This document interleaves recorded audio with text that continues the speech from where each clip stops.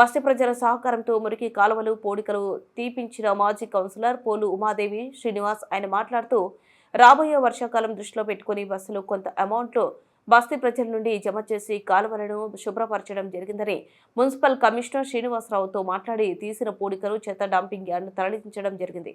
మాకు సహకరించిన భక్తి ప్రజలకు ధన్యవాదాలు అని ఈ సందర్భంగా వారు తెలిపారు. ఈ కార్యక్రమంలో బస్సు యువకులు తదితరులు పాల్గొన్నారు. బెల్లంపల్లి పట్టణ హనుమాన్ బస్తీ 33వ వార్డులో గత కొన్ని సంవత్సరాల నుండి మురికి కాలువల వ్యవస్థ అనేది ఎక్కడ వేసిన బొంగలి అక్కడే ఉన్నట్టు కనబడుతుంది.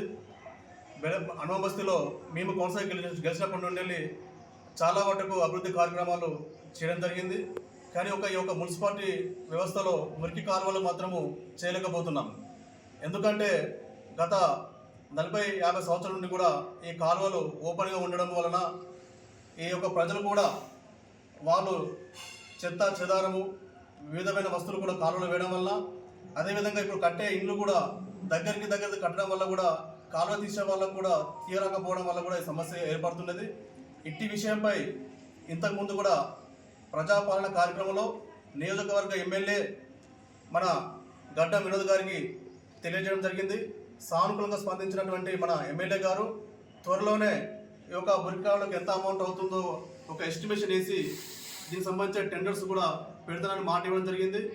ఈ విషయంపై వచ్చేది వర్షాకాలం ఉన్నందున మా ఒక 33వ వార్డులో మా ఒక ప్రజలు వచ్చి మా ఒక 10-15 సంవత్సరాలు బట్టి కాలువలు పూర్తి వ్యవస్థలు బాగాలేవు, మన వివిధ రకాల రోగాలు, కరోనా లాంటి రోగాలు, టైఫాయిడ్, మలేరియా, డయేరియా ఇలాంటి ఒక విష జ్వరాలు వస్తున్నాయి. కాబట్టి మీరు మాకు ఏమైనా చేయాలనే ఉద్దేశంతో చెప్పగానే ఈ విషయంపై సమగ్రంగా మాకు ప్రజలు కూర్చొని మాట్లాడుకొని ప్రతి విషయం కూడా గవర్నమెంటే చేయదు, ఎంతో కొంత కాంట్రిబ్యూషన్ మనం చేసుకున్నట్లయితేనే ఈ యొక్క సమస్యను మనం తీర్చగలము చెప్పడం జరిగింది. దానికి సానుకూలంగా స్పందించినటువంటి మా యొక్క వార్డు ప్రజలు మనిషి కొంత డబ్బులు కలెక్ట్ చేసి మిగతా ఏదైతే మున్సిపాలిటీ నుంచి వెళ్ళి ట్రాక్టర్ వ్యవస్థను మేము ఒక కమిషనర్ గారితో మాట్లాడి ఒక 8-9 ట్రాక్టర్ల ఒక పూడిక మట్టిని కూడా మేము ఈ యొక్క మా వార్డు నుంచి వెళ్ళి తీసుకోవడం జరిగింది. ఇదంతా ఎందుకు చెప్తున్నామంటే ప్రతి ఒక్కటి కూడా గవర్నమెంట్ కానీ మున్సిపాలిటీ కూడా తెలియదు. ఎందుకంటే మనం రోజు ఎన్నో రూపాయలు ఖర్చు పెడుతున్నాము.